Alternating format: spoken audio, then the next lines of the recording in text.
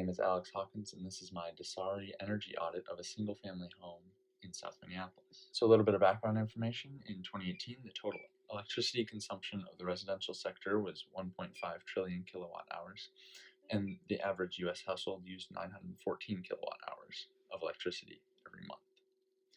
So in Minnesota, we're doing a little bit better than that with average energy consumption of 793 kilowatt hours per month per household. So the chart on the right shows how the electricity is used by the U.S. and how it's distributed across all the sectors.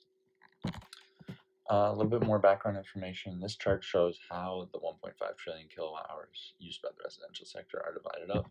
As you can see, space heating and cooling use a significant amount of electricity as well as just other uses. So what was done and how?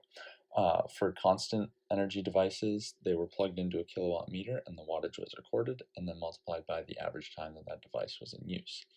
For variable devices, they were plugged into a kilowatt meter and left to complete one cycle, and then the kilowatt hours used over the time period was divided by the total number of hours in that time period to get the average wattage, which was then multiplied by the average time that the device was in use.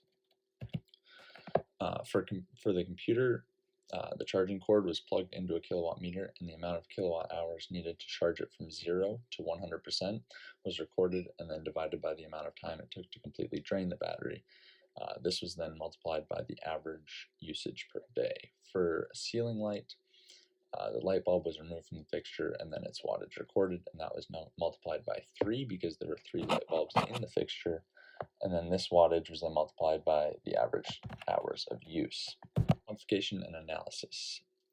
Here are some pictures of my measurements. For the washer and dryer, the top photo is the number of kilowatt hours used. The one below that is the amount of time in the time period, and then the bottom photo is the amount of phantom power that is consumed when the device is not in use. For the LED lights, the top picture is the amount of electricity used when on, and the bottom photo is again that phantom power.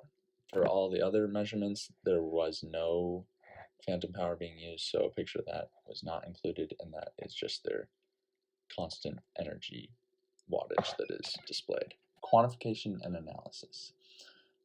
So for measuring the amount of time each appliance was used, just a paper sheet was placed next to each appliance, and whenever it was in use, whoever is using it was asked to record how long they used it for. And then at the end of the week, I gathered it up, rounded each day to the nearest hour, and then calculated the average number of hours each appliance was used every day. So here this table displays the energy use calculations by appliance and total.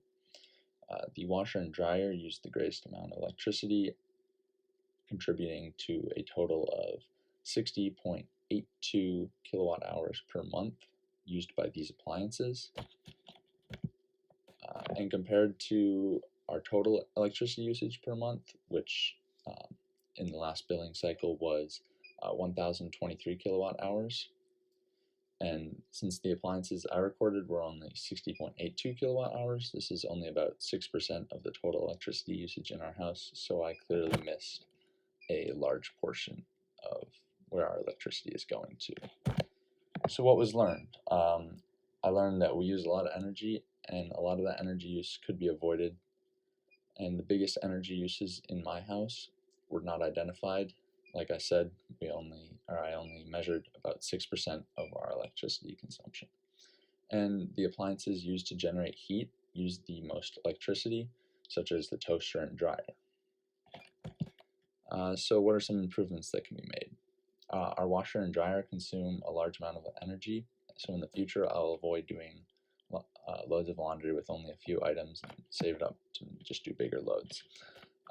And another big energy user was the ceiling light. Although it might have seemed small based on the numbers, we have more than 40 overhead bulbs in our house, so if each one is 11 watts, then that's 440 watts for every hour that they are on. So I'm going to remember to shut off the lights or avoid turning them on whenever possible. And finally, here's the list of my references.